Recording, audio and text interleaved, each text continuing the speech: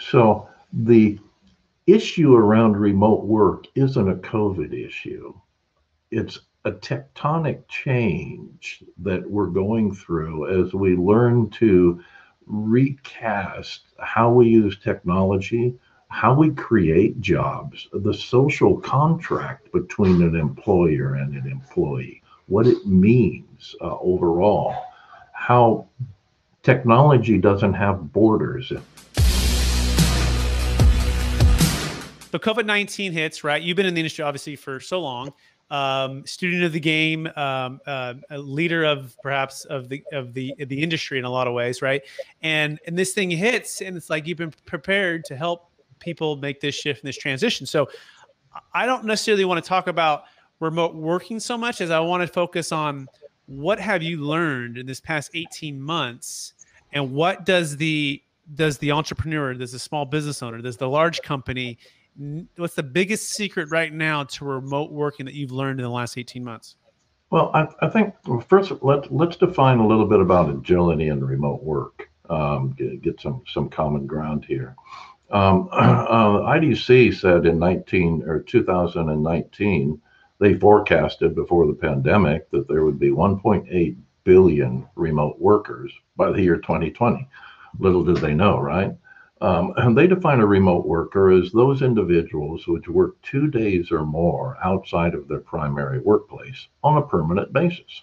So Mondays and Fridays from home, if you will.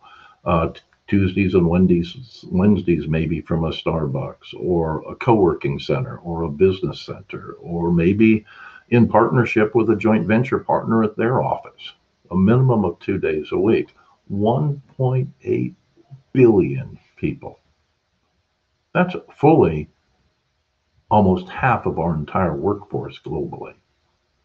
So the issue around remote work isn't a COVID issue.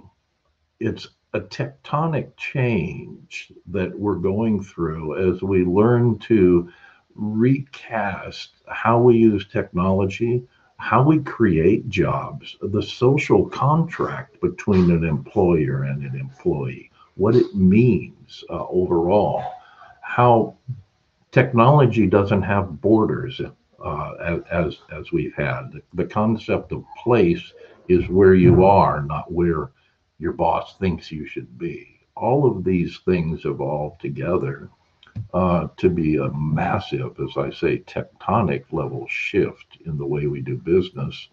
And in the future, it will grow even more quickly. Very well said. Wow, a lot there. So yeah, 1.8 billion. That's staggering to think about. 2 more days outside of the primary workplace. It's about half of the entire workplace, and it's already been going on, right? I guess the perfect storm has already been happening, and perhaps COVID just either shined a light on it or maybe accelerated certain aspects of it. What's been the one aspect you feel like COVID has actually accelerated for remote working, and how does the entrepreneur or the corporation take advantage of that?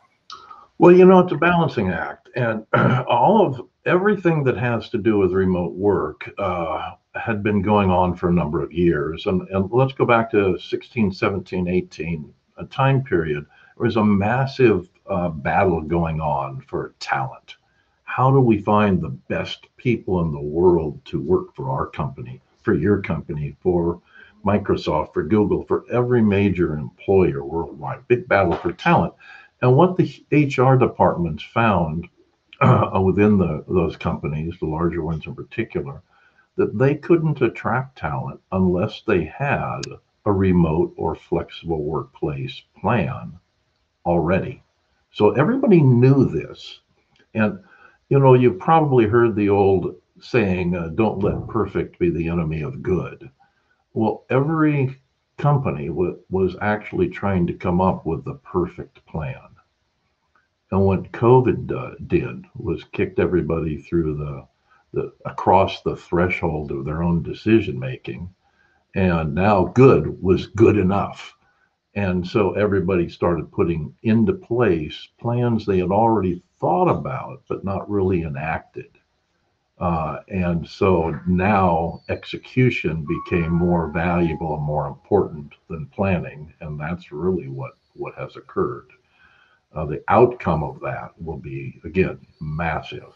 I think I read a report the other day that said 41% of the people that are currently employed by, I think they're referring to the technology and the financial sector, will not come back to work. They will change their jobs. They will quit their jobs if they're forced to come back to the office 5 days a week. So we talk about the Great Recession. Now we're talking about the Great Resignation as an issue that employers have to face. JP Morgan, I think it was, just announced that for their starting analysts, they were raising their salary rates for people that came back to the office from 75 to $100,000 a year. That's a 25% increase in compensation to get people back to the office. And that's, again, amazing. I don't think Amazing. it'll work, by the way. I don't think it will work for them. Wow.